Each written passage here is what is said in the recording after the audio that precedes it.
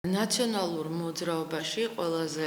საღათ მოაზროვნე და პრაქტიკულად მოაზროვნე ყოველთვის იყო ზურაბ ადეიშვილი და ზუსტად დღესაც გამოჩნდა რომ თუ ვინმე გაიქცა სააკაშვილის ჩაძირული გემიდან პირველი ისევ განმეორებითად ისევ ზურაბ ადეიშვილია მე მინდა გითხრათ რომ ეს ადამიანი ყოველთვის გრძნობს ხოლმე სიტუაციას და გრძნობს რომ სიტუაცია უკიდურესად დაძაბულია და ჩიხშია შესული შესაბამისად მარტივ გამოსავალს პოულობს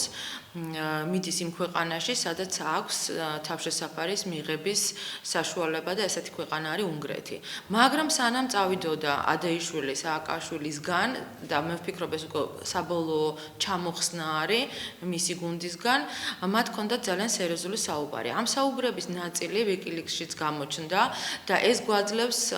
საბაბს რომ დავიჯეროთ რომ ის რაც ქვეყნდება ვიკილიკსში სინამდვილეა რადგან ზუსტად აი ამ დაძაბული საუბრის მერე განერიდა საბოლოოდ ადეიშვილი სააკაშვილს აქ იყო საუბარი იმაზე რომ უნდა გადახედილი იყოს სია ნაციონალური მოძრაობის რომ წამგებიანი სახეები კიდევ უფრო გააფუჭებს და დაამძიმებს სიტუაციას და სააკაშვილის შეთავაზებაზე რომ იქნებ სანდრამ აი როგორც შეძლო მეგრელების გულის მოგება ჩონგურით ხელში გამოიყენონ სანდრას რესურსი ამაზე კატეგორიული წინააღმდეგი იყო ადეიშვილი აქ გაჟღერდა ჩემი გვარით რომ ლალი მარუშკინა მაშინ ამოიღებს არქივებიდან იმ მასალებს რომელიც არსებობს რომ ქალბატონები ყოფილი პატიმრები რომლებიც უჩივიან სანდრას იმის გამო რომ მათ არასწორად მოექცნენ არსებობენ პატიმრები ციხეებში რომლებიც ამბობენ და სულხან მოლაშვილი სხვათა შორის საუბრობს იმაზე რომ იქ ცინკის ყუთებით გაქონდათ პატიმრის გარდაცვალების დღეს რაღაცა და უდანაშაულობის პრეზუმპცია რომ დავიცვათ ჩვენ უბრალოდ შეკითხვები გვაქვს და გვინდა ამაზე პასუხი გქონდეს გაცემული იმ დღესვე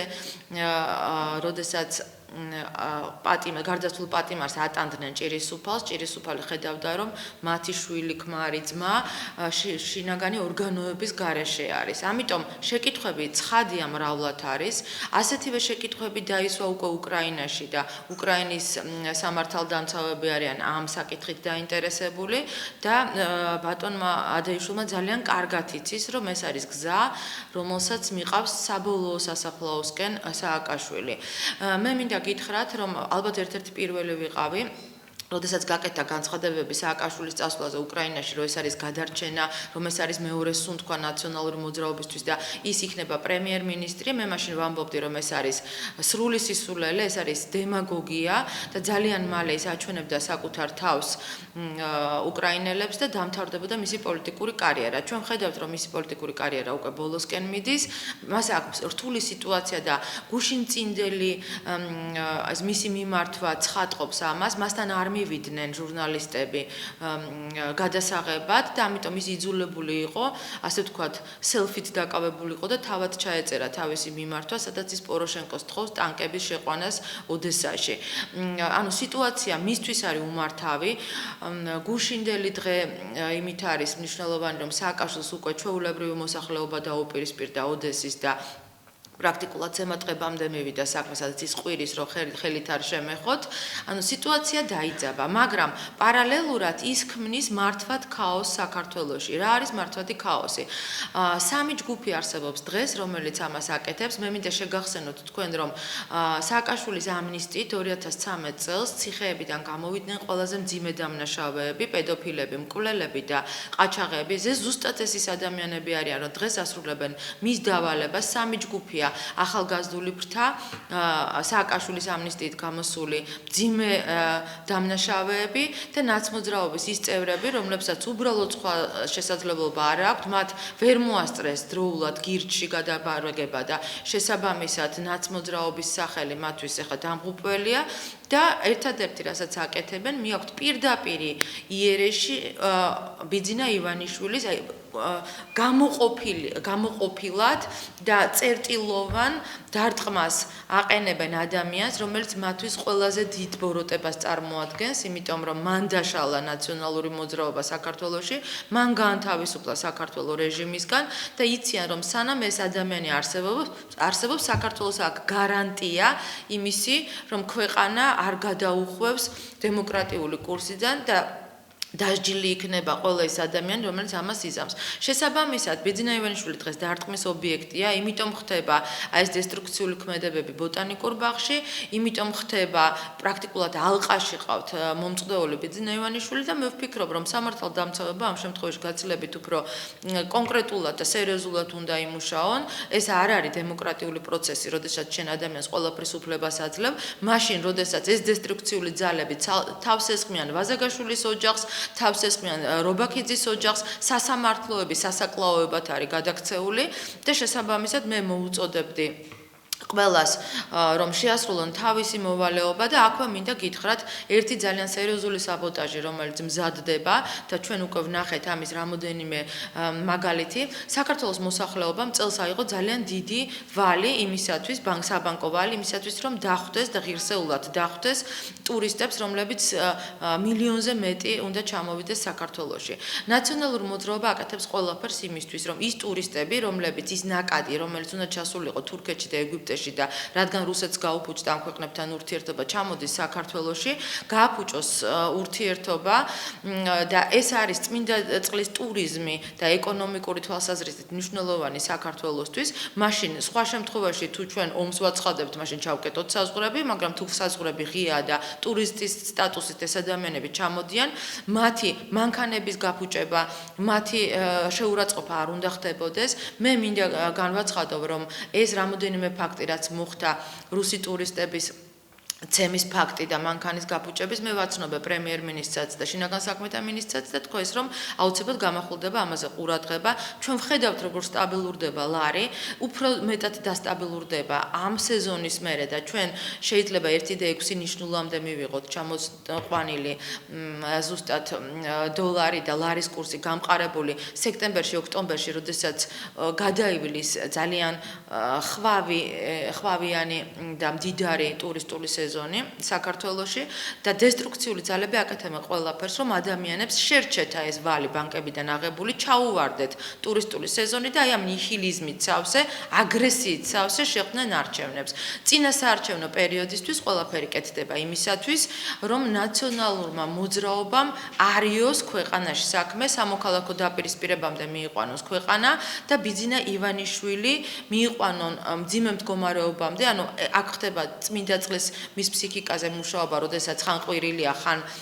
ცემატყება ბოტანიკურ ბაღში და უახლოვდებიან ნელ-ნელა მის სასახლეს და კიდევ ერთხელ ვამბობ, ეს არის დესტრუქციული ქმედება ნებისმიერ ქვეყანაში ისჯება და მე ვფიქრობ, რომ ეს არ არის დემოკრატია, როდესაც ყველაფრის უბლებას აძლევ ადამიანს. ეს არის ჩვეულებრივი ხულიგნობა, რომელიც დასჯადია.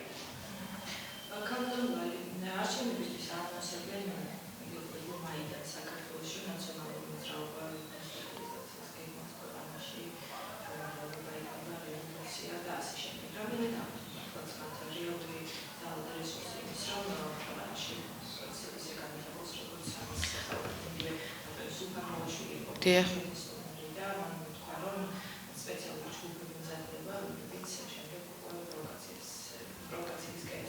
დიახ.